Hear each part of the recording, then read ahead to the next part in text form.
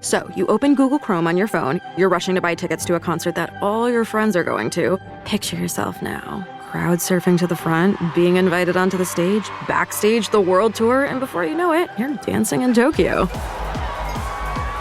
Wait, what? 3 tickets left? It's a good thing your saved payment details autofill quickly and securely. There's no place like Chrome. Download Google Chrome on your phone.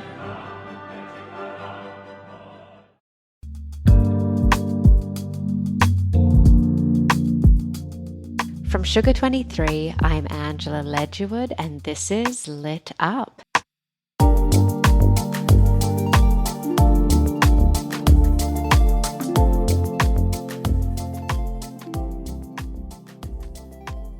We've been waiting for this for years.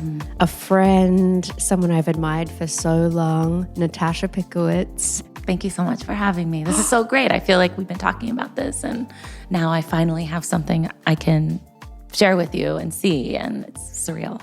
Well, and you're such an avid reader in every single range, you know, very literary, curious, intellectual, as well as being an incredible pastry chef extraordinaire. But before we dive into talking more about your book that's out now, More Than Cake, 100 Baking Recipes Built for Pleasure and Community, which is so beautiful. I just want to establish like some of the other things you've done so everyone knows just how brilliant you are. So you've been nominated for 3 James Beard Awards. You have raised over 200,000 plus for Planned Parenthood through the bake sales that you started.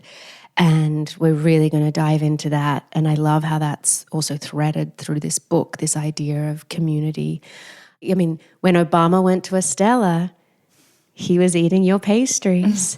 And then I also did Hillary Clinton's 65th birthday cake too, which was completely surreal. And I like Googled what her favorite flowers were, their hydrangeas, and you know, Bill was like vegan and we had to do a special dessert for him, but she loves chocolate, so we did like a big chocolate layer cake. Yeah, those kind of opportunities were really crazy. Just working in some of the best restaurants in New York, like you have so much access and opportunities to do these kind of bespoke, fun projects. And I really loved doing those for sure. Can you tell us exactly, you know, which group were you working for during this time? I really want to talk about Flora Bar, where you, your sticky buns kind of, I remember going there one morning and I was like, what the hell, they're out. But yeah, just tell us about that quickly. Yeah, I was the executive pastry chef for a restaurant group that included Altro Paradiso in Soho and Flora Bar and Flora Coffee in the Met Breuer, which sadly is no longer. The Marcel Breuer building is now where Frick is while they're doing their renovations. But at the time, I still feel this way. I came onto the project because I felt that my favorite kind of dining concept, atmosphere, world was situated inside of like a museum. Like I love this idea of restaurants as like a secondary space within a larger institution. Like I love a restaurant in a department store. I love a restaurant in a museum. There are cafes that are in bookstores. You know, I love this idea of like food within this like larger venue that is sort of like different disciplines and different media. And obviously like being inside of the Breuer building was a completely surreal and incredible experience because the building itself, you know, was such a source of inspiration for how the food felt, what it felt like to eat that food in that kind of hallowed space, what it meant to like make food on the Upper East Side, you know, among all these restaurants, among this like neighborhood by Central Park. So I was very inspired by the environment that we were at, and also very aware of like people are going to be looking, you know, walking around the museum and looking at contemporary art and what it would feel like to be able to rest and sort of reflect or process on what you saw, but with a thoughtful pastry and like a great cup of coffee or a beautiful tea, a glass of wine, some oysters. Like I thought there's so much like romance in that idea. And often, not often, but there are museums where the cafe or the food program feels kind of clinical or more like an afterthought, or it feels really expensive, but not in a way where you feel like you're treating yourself. So I thought it was just such a great opportunity to be able to translate my ideas, but in kind of this rarefied setting. And then when I was working on the book proposal, like all the recipes are brand new for the book, developed especially for the book. But I had this repertoire of recipes that I had been working on at Flora, at Altro, and I obviously wanted to figure out a way to scale them down, streamline them, translate them for the home baker. And so, like you mentioned, the sticky bun, that is the one recipe in the book where that is the recipe of the bun at Flora. Like that is literally it. And some of the other recipes, I kind of like put more tweaks on them or change them a bit. But with that one, I was like, I spent a whole summer working on that recipe, and I personally feel like it's pretty perfect. So I didn't really want to change it too much. I wanted to kind of, preserve that in the book. Oh, well, I'm so glad you did, because I was so happy when I saw it in there. So obviously no one can see me, but I'm, lovingly turning the pages of Natasha's book, because I want to go to a story that just speaks to what an incredible friend you are, but also the kind of baker particularly, but also how you don't let cross-country travel get in the way of a great cake. I know where this is going. So you're going to tell the story, but on page 151, there's a recipe for a cake. Now, this wasn't the cake that you made. However, why it triggered this memory in me is because when I turn the page to 152, I see a gorgeous cake with wildflowers on it. And okay, I'm just going to let you tell the story, yes, because we have a mutual friend, Ali Eastman, who, if she could be here, would be kind of creeping in the corner, probably eating cake, happily, because we were busy and couldn't eat with her. But it was her wedding. What happened? Yes. Also, I love that we're teasing out these threads and stories, because I know your podcast obviously isn't just about food. So I think it's such a privilege for me to be able to talk about this book just in the context of all of the great topics you discuss, like nonfiction, fiction, everything. So I really appreciate that. And I mean, this is why I do pastry. I love weddings. I love being able to make cakes for friends on their day. And, that was one of the first weddings I think I ever did for a close friend. And Allie is living in Jackson, Wyoming. And so when I was coming up with this idea of doing a wedding cake, first of all, I did a lot of prep for that cake in New York. So this was the first time that I had to fly with some of the components in my suitcase. And it must have looked insane, like going under the x-ray, but it was like a huge suitcase that was full of like vacuum sealed passion fruit curd, all of my mise en place for like mascarpone mousse, and sheet of like a genoise sponge that I had baked off in advance. And How did you wrap that sponge? I thought you need a special suitcase that's just built for foam, for the sponge layers. Somebody should invent that. It feels so improvisational every single time I do it.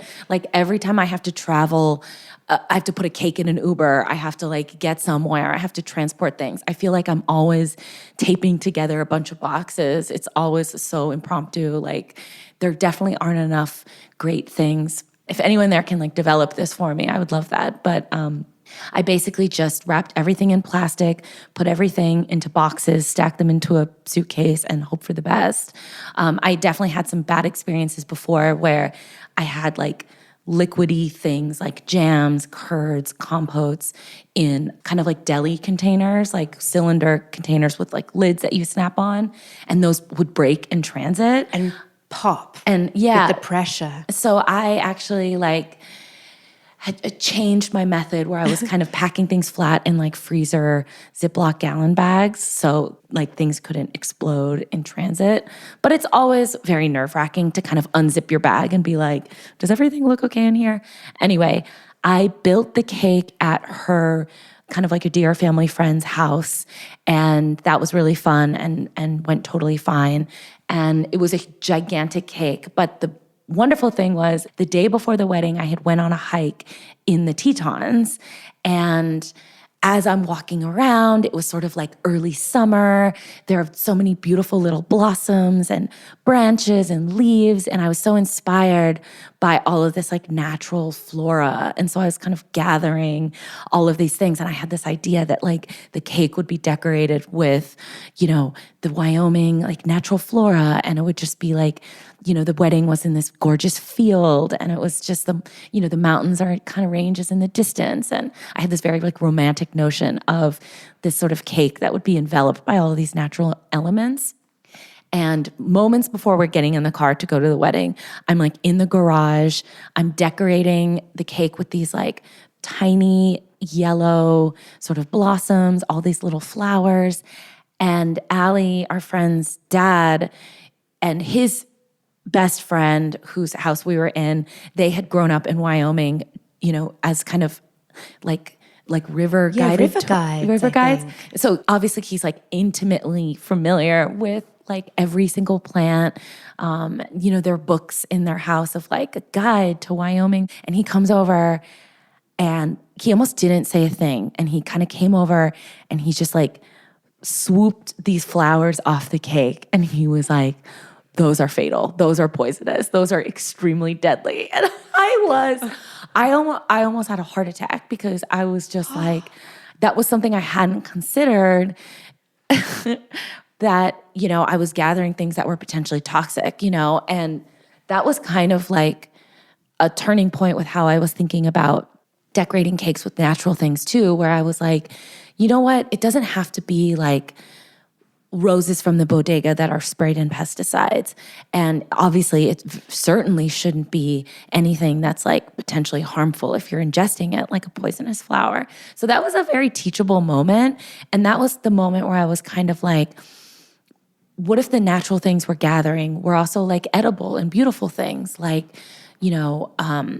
a cherry tomato on the vine with like a little branch attached, or, a bundle of chicories that are speckled and variegated and look like the petals of a rose, but, are obviously edible and safe to eat. And so that was definitely like a moment where I was like, I have to be thoughtful when I'm thinking about how I'm decorating these cakes, because I'm hoping that other people will do the same, but I also want to make sure that everyone's doing it safely and that, no one's dropping dead or anything. Oh my God. I remember hearing that story after the fact, when we're eating the cake that was so sublime as well. To go to a wedding and have the cake be like the best element, especially when you're dancing and it comes out and you really need that energy. Yes. And also just like that moment for me to be able to see my friends delight into cutting it. These like symbolic moments, I hold so much space for those moments. And when I get to like provide that for people, like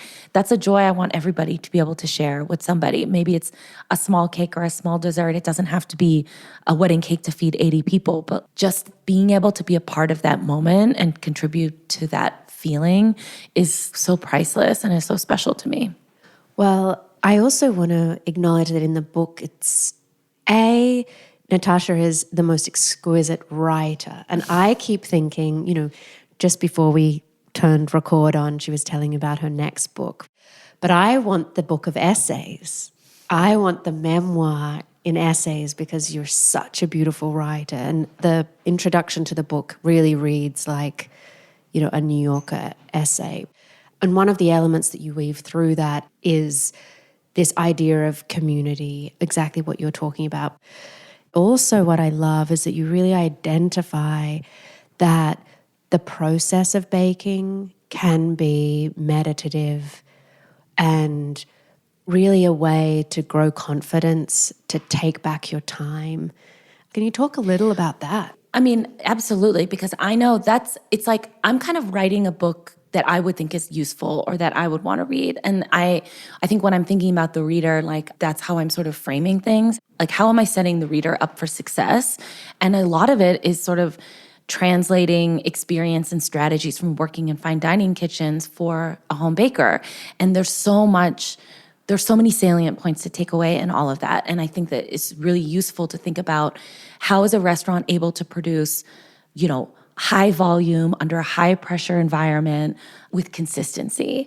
And I think for the home baker, there's so much there. And everything from kind of like, before I start working, I need to have a clean surface. Because, I always felt like if your work surface reflects kind of your state of mind, and if it's cluttered and messy and dirty, then my mind feels cluttered before I can even begin. But if I have a clean surface, if I have my recipe, a little list, it feels actually pleasurable to start because it's sort of the promise of beginning, the potential of starting. And it feels great to kind of have that fresh sort of canvas before you begin projects. So I'm trying to infuse the text of the book with tips, with strategies that will kind of create that same feeling and sense of readiness for the reader.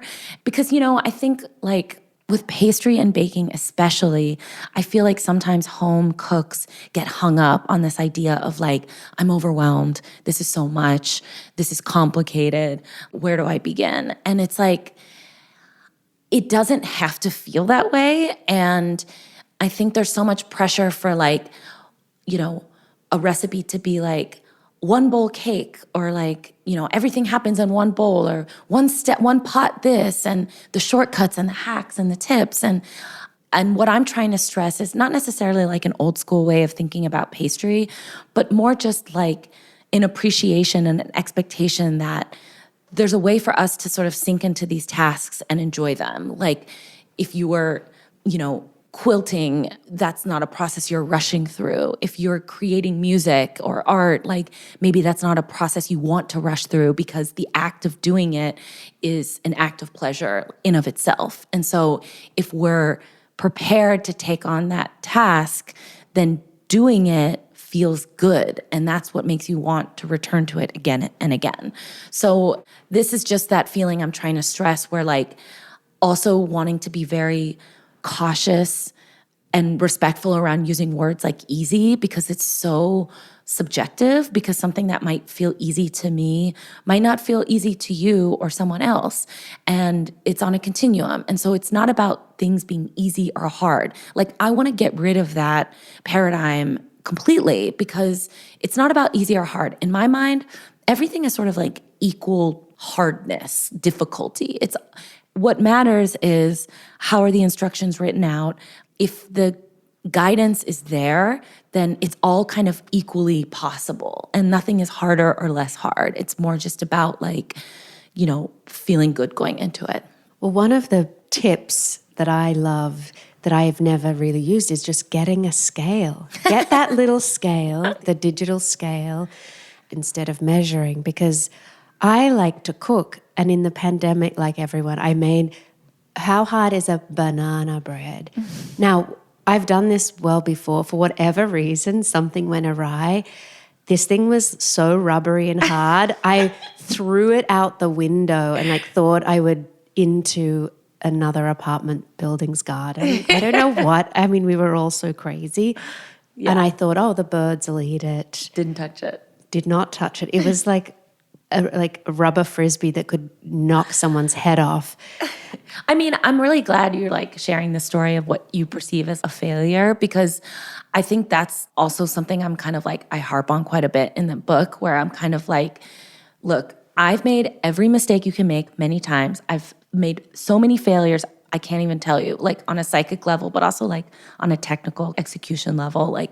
I live in that world of failure, and I think that is really the only thing that allows us to become more aware, more experienced, to be more in touch with our senses, and to become, ultimately to learn from that moment and adjust moving forward. And I think, not to be cliche, but everything is kind of a teachable moment. And all I ask is if you are present while you're doing that thing, then even something that's a failure can become a moment from which you can improve or make something different the next time around.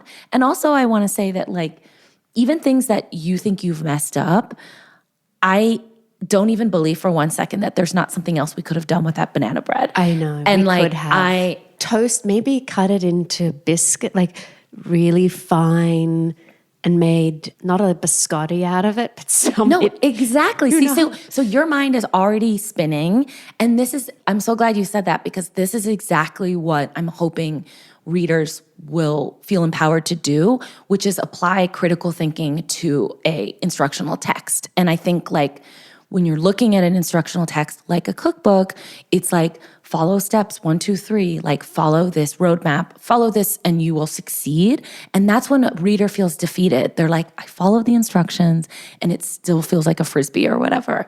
So that's where we can apply critical thinking to following a recipe, which is like, okay, my palate is telling me that I don't love how this banana bread tastes, but the like critical thinking part of my brain knows that if I, freeze the banana bread until it's rock hard and then use a bread knife to slice off thin little slivers and then I toast that, I'll have like a cracker that I can put on a cheese board or something, or I can, toast it. Put it on ice cream. Make like a trifle make a crumble or something. Exactly. And I'm like, because I'm so aware that like, fruit costs a ton. Eggs are so expensive. Butter is expensive. We're paying premium for these ingredients and it feels horrible to throw things away. So I think wherever I can, I'm sort of sprinkling little ideas of like, oh, like you overbaked your cake? Like, no worries. We can soak it with something flavorful and it will be delicious in your layer cake. So don't throw it away. So I think like, even in that moment of failure or mistakes, there is an opportunity to be creative and to do something unexpected with that. I love that. And there's just so many opportunities to do that. And even now, my mind is pinging with all those mistakes. Elevate your next brunch with help from Whole Foods Market. Everything you need with the quality you want. Like crispy organic pork bacon, plant-based entrees, and beautiful source for good flours that support worker communities. Get festive with Whole Food Market's selection of adult beverages, from sparkling wines to buzzless beers. And Prime members can take advantage of daily deals on bakery and prepared foods favorites perfect for brunch. Make brunch happen at Whole Foods Market. Terms apply. We couldn't leave this conversation without talking about your bake sales and how they've inspired people across the country to also do bake sales. And again, you have this philosophy that it doesn't have to start big, just start small. Yeah, I mean, absolutely. First of all, I feel like the relationship of kind of producing these grassroots events, my relationship to social justice is like inextricable from my love of baking. So like I could not have written this book if that was not an important, like you were saying, current that is sort of coursing through the text. And that is why there's no recipe in the book that's like a cookie for one. I don't even know if that's a thing, but like these are recipes that are designed to be shared and used in group contexts for your neighborhood, to serve your community, whatever it is. So that really for me came about because, after the presidential election in 2016, I think that a lot of people were feeling like, what can I do? I feel so hopeless. I feel full of rage, anger, fear, anxiety, stress. And so for me, that was like very much a process of looking inward and sort of assessing my own skill set and being like, what do I know how to do that I can bring, that I can apply in a way that will serve my community? And I think the answer to that question was, well, I know how to bake things. I love pastry. I have a background in producing events, but mostly through music. I love organizing parties, bringing people together. And so the bake sale kind of felt like this event, this moment that sort of encapsulated all of these things that are important to me and that I know how to do. And at the time I was working in restaurants that had the sort of infrastructure and resources to execute an event of this scale, like, a kitchen, a restaurant, dining room. Like I had access to those resources. But, now that I'm not working in restaurants, that's changed quite a bit.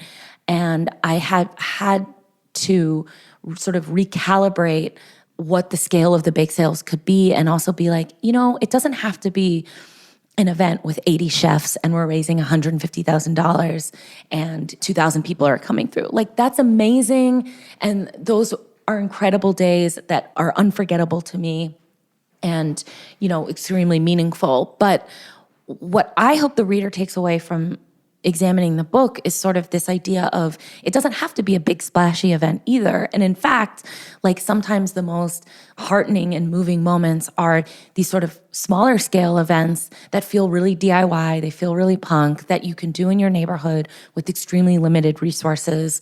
And, you're kind of calling on, you're putting out that action call to your neighbors and to your community, being like, oh, anybody here know graphic design? Does this wine shop that I like to shop at, are they willing to host a bake sale for a few hours?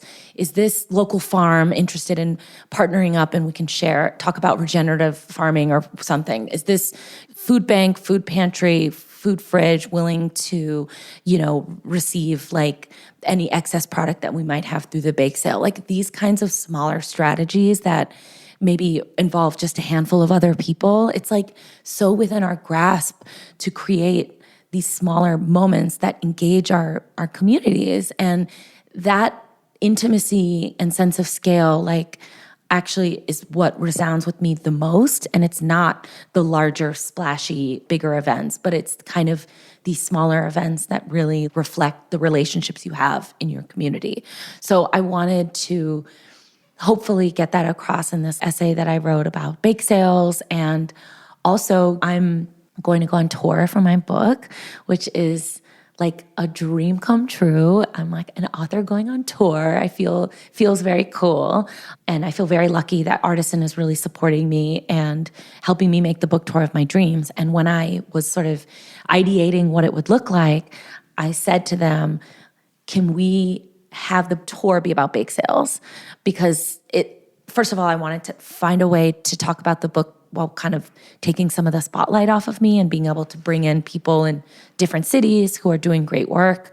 And they were like, okay, we've never done this before for a support of a book, but we love your enthusiasm and we'll find a way to make it work. So I was just so thrilled that they were like into my kind of pie in the sky ideas. And we brought on a dear friend to produce the bake sales. We're doing it kind of to bookend the tour. We're doing a big bake sale in New York City at the Wythe Hotel on April 16th. And we're partnering up with my favorite independent booksellers that, deal with food book titles exclusively. So in New York, Tell us who they are. Kitchen Arts and Letters, the best, Manhattan's finest. They're on the Upper East Side, kind of like Yorkville, Upper East Side. And they're and have an astonishing array of titles, hard to find periodicals. I adore them. They've been so supportive. They're going to be at the bake sale, having books. I'm going to sign books as well because, I have to get the book in there somehow. And then in LA, we're partnering up with Now Serving, and they're obviously so critical to their community there. They're in Chinatown. They produce so many cool events. And I was just blown away when they were like, yes, let's partner up. Let's do this. Especially because I haven't produced a huge bake sale in LA before. So they're really obviously completely tapped into the community there and know these are the bakers, these are the venues, we love these people. And so it's been just so much fun to collaborate on this event that I love, but in kind of a new context, which is to support this book. And then I'm doing 2 more small bake sales in DC with the bookseller Bold Fork, which is kind of new to the scene there, but they're already instantly beloved in their community, and I'm so excited. And then in Seattle, I'm doing a small bake sale at the Book Larder, which is, again, a great independent bookseller that specializes in food-related titles. So it's crazy. My mom is texting me articles every day about how to get healthy and recharged before I go on my tour and, eating right, getting sleep, going on my walks. And, I want to be obviously physically ready to take on all of this, array of programming and really bring the magic of bake sales to other cities and meet the people doing the work there. That's it. Also, that exchange of energy when people are also bringing their history to the bake sale and the reason why they're involved. Now, you just mentioned your mom, which is who I wanted to talk about next. So that was like such a beautiful, maybe I subliminally. Well, I'm asking her to do a lot for this tour and for the book, but. Well, I want to talk about your relationship with her and also the fact that she's an artist. So much of how you present things visually, well, it's so artistic, but it has a certain sensibility. Also, the way you just are in the world aesthetically, that feels like it's very just inspired every day by how you're feeling and thinking and want to move through the world. And I wondered if that is an influence from your mom. I'm sure she would love to think so. I'm sure and take she'd all say the credit for that. But, you know, so my mom, Li Huai, is a visual artist, and she teaches at UC San Diego, where I grew up. But she immigrated to California from China in the mid-'80s. And so I think she's very much bringing that perspective of, you know, that cultural exchange of being an immigrant, now having lived in the United States for, 40 years. I didn't go to culinary school, and becoming a chef was certainly not the career I ever thought that I would end up in.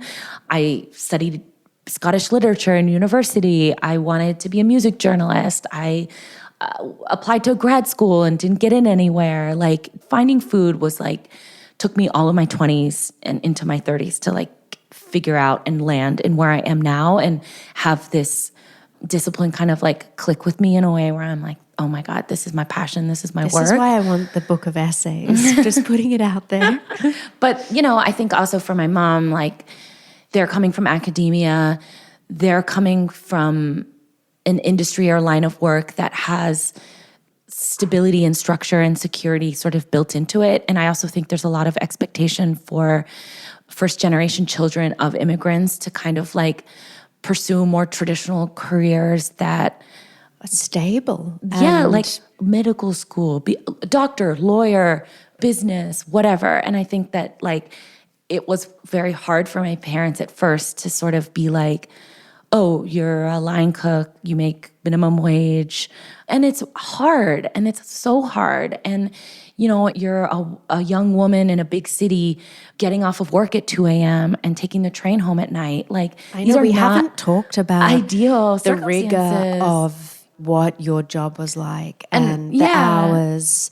It's just important that it looks so glossy, this beautiful book and the pictures, but this is coming from a decade in professional kitchens or longer. Yes. And I think like, obviously being able to build to this, to write a book, I think in certain ways like legitimizes my career choice to my parents. Like, my dad is a historian, has published so many books. And I think that this was a way that they could see the work that I was doing as, not just legitimizing it, but just being like, oh, this is just the perfect way of bringing in my background of writing, of being curious about the world beyond food, being a lover of books and a big reader, but also having my first book be about food. So it kind of felt like this perfect coming together of things. And when I was working on the book proposal, that was in the first early months of the pandemic of spring 2020.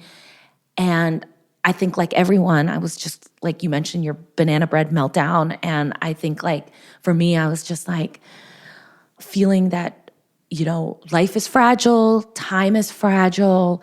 My family was 3,000 miles away in California. Like, I know you know what that feels like too. And feeling like I need to do something big with my mom, and I cannot wait another day to do this. Like, it has to happen now. And for the first time, I was working for myself and not answering to some guy, where I could make the creative decisions. I could collaborate with whomever I wanted. And I really wanted it to be my mom, because I was like, now I can make those calls. So I asked her if she would illustrate my book. And I was so happy when she said yes. She's like an insanely accomplished artist and, has shown all over the world. And I'm familiar with her art, but as her daughter and having grown up around it. So this was like a new way for us to relate. And that was kind of a paradigm shift, I think, for our relationship, where we were having FaceTime calls and talking about like deliverables and like scale and materials and concept. And we weren't talking about like, are you taking vitamins? Like, who are you seeing? Like, are you getting enough sleep? Like, mom stuff. And so I think that was a kind of a breakthrough for me where I was like seeing my mom in a different way. And I'm like, my mom is an individual bringing a lot to the table, and she's a collaborator and an artist. And like, I'm so proud of how the book came out because it encapsulates like my love of, I collect vintage cookbooks, and often those vintage cookbooks don't have photos in them because it was so prohibitively expensive to have like color glossy plates in old cookbooks that often the books would not have photos or just maybe have a few photos, but they would be illustrated and they would have like a black and white pen illustration, maybe depicting a technique or an ingredient, or maybe it's just like a tonal moment of like a sprig of this, a gesture of that. So I was very inspired by those cookbooks of the 50s, 60s, and 70s and 80s before printing cookbooks is what we know it is now, which is photos are a hugely important part of the text. And rarely you see titles that do well that don't have photos, but the ones that are huge hits, like Samin Nosrat is a famous example of a contemporary bestseller title that has illustrations. And I wanted to figure out how to have photos because I need to have my photos, but also bring in my mom's illustrations to sort of accent the text, punctuate moments, bring her whimsy, bring her like little scenes. And it's just perfect, you know? And also it was a dream to get those deliverables from her. She's just early with everything, churning out like 50 illustrations. She did paintings for every chapter opener. It's a dream. Yeah. Oh, that's so special. Yeah. Okay, so you mentioned that you avidly collect, vintage cookbooks.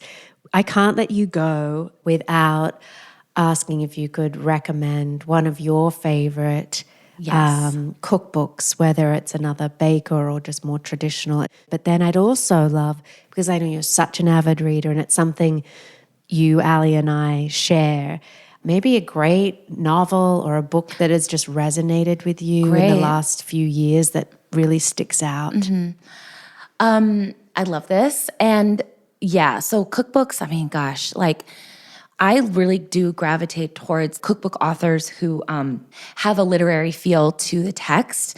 And maybe it's a great head notes or beautiful chapter essays. I love that. So I think a great contemporary example of this is Brooks Headley, who owns Superiority Burger in the East Village, has written two, in my opinion, indispensable cookbooks.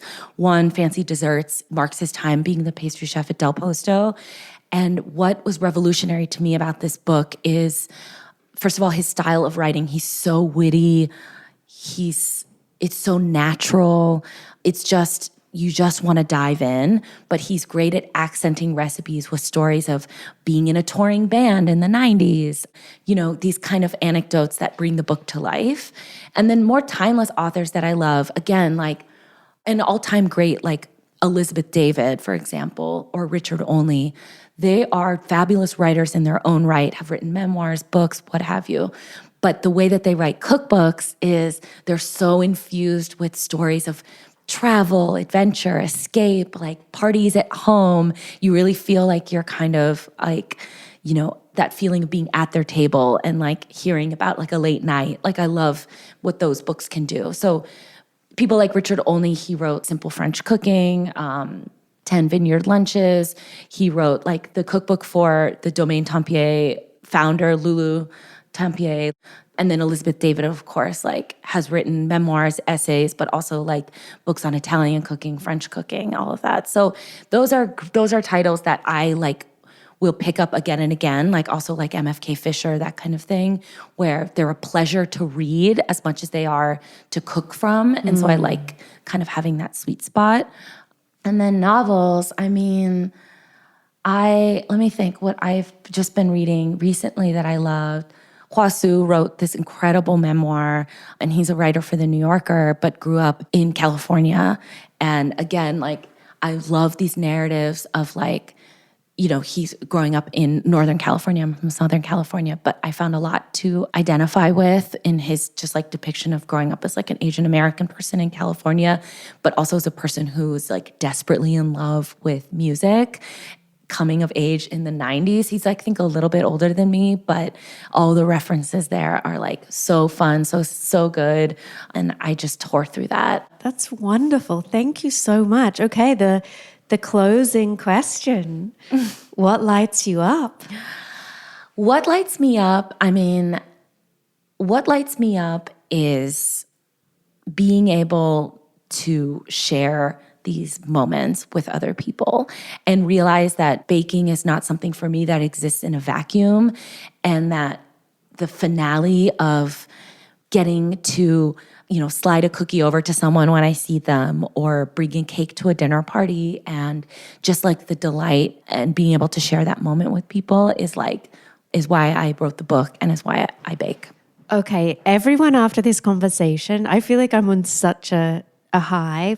How do we follow along? If we're in one of these cities, how can we join the bake sale? What's the best way to follow you? Well, so I am on Instagram, and my handle is just my name, Natasha Pickowicz. I also just built out my own website, which I'm very proud of because that is certainly not one of my skill sets. But I have a website, and it's natasha-pickowicz.com. So my whole tour will be there. I'm basically on tour for 2 months. There's going to be some virtual, in-person, bake sales, events, pop-ups, dinners. There's so much going on. I'm really doing the most. Like, it's too much, but I can't say no. It's a problem. So yes, check out my website. I have a newsletter, and you can kind of pop in your email, and that's really the best way to find out about what I'm going to be doing. Great. And we're actually going to be doing an event together on April 26th with some other really incredible women, Anna Polonsky and Hannah Goldfield, and you'll be signing books there. So thank you. Thank you so much. So fun. Lit Up is a podcast from Sugar 23. It's hosted by me, Angela Ledgewood, and is produced by Liam Billingham. Olivia Allmeyer is the marketing and editorial consultant. Mike Mayer and Michael Sugar are the executive producers. Andrei Radovsky wrote the theme music. See you in 2 weeks.